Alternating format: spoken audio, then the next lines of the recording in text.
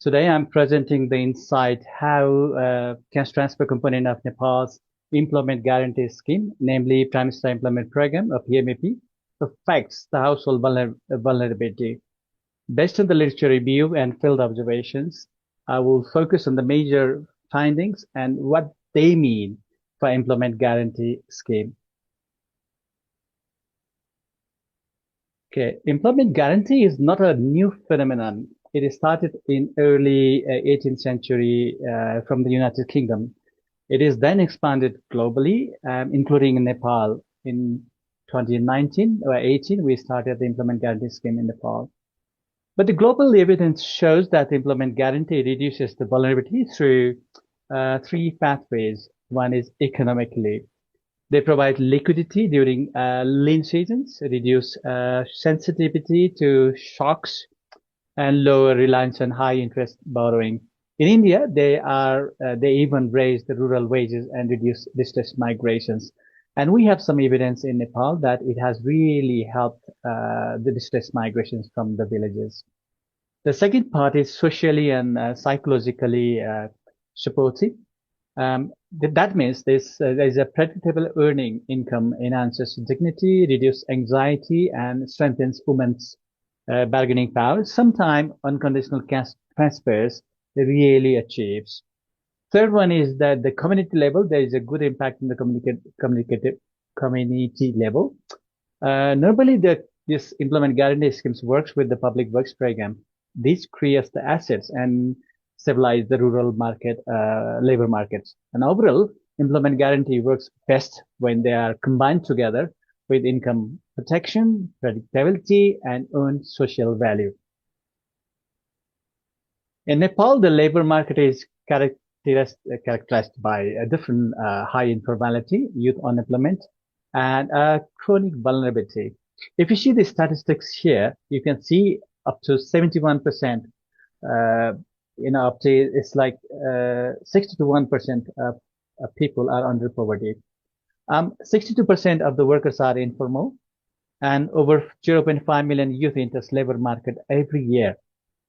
Poverty ranges from 77%, and there's a huge differences between rural poverties and sometime in urban poverty. Some urban poverty is under just 2%. That's a huge differences. The foreign employment has been a dominant coping mechanism in Nepal. If you see that in every year, approximately 800,000 people go abroad for foreign employment.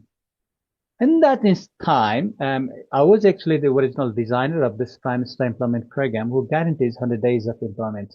But in practice, the average worker receives only 50 days of work. This is only because 1 in 5 registered unemployed actually participated. This gap between design and delivery is central to understand how EGS impacts in Nepal. On a conceptual lens, if you see how vulnerability is, my analysis uses vulnerability framework grounded in Devereux and Sabates Wheeler and Amartya Sen's theories.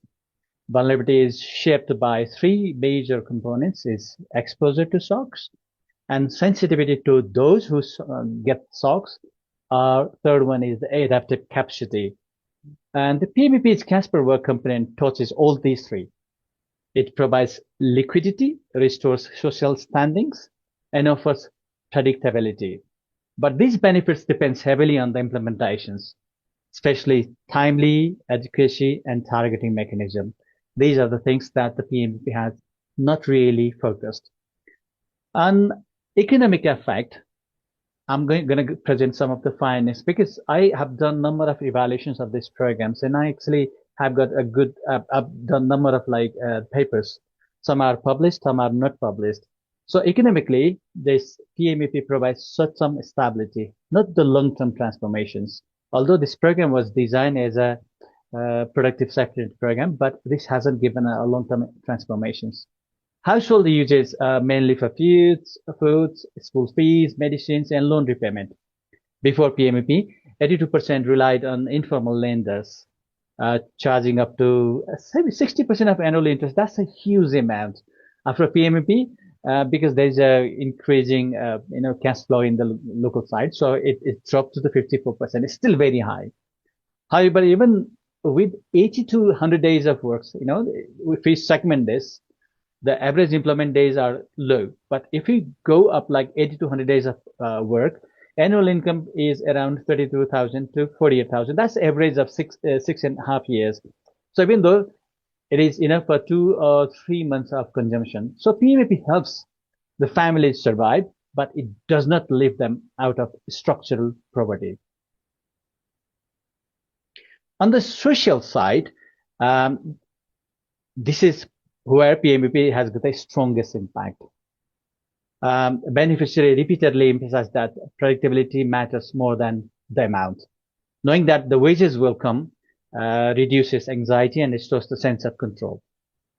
Women reported improved bargaining power. But if you see the statistics of the PMEP, it's approximately 60% or more than 60% are female beneficiary.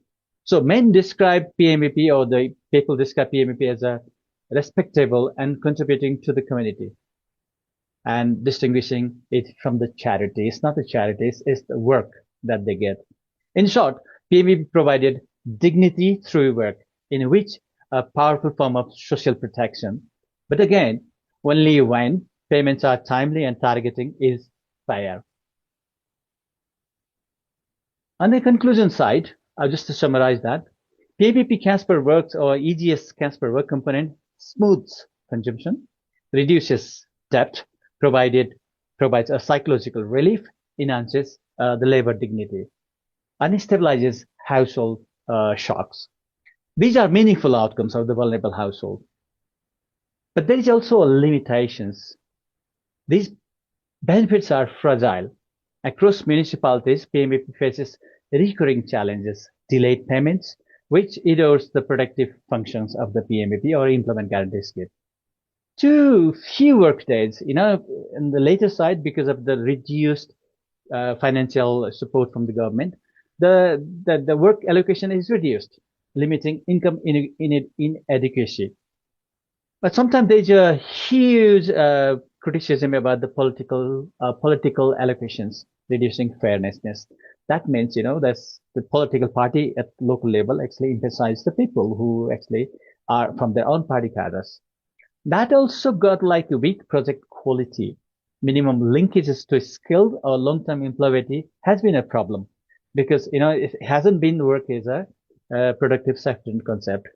These are not administrative inconveniences. They directly shape whether family eats that weeks or falls deeper into debts. The future research direction. To strengthen the EGS scheme in Nepal, we need to ensure there's timely, predictable, and cash payments.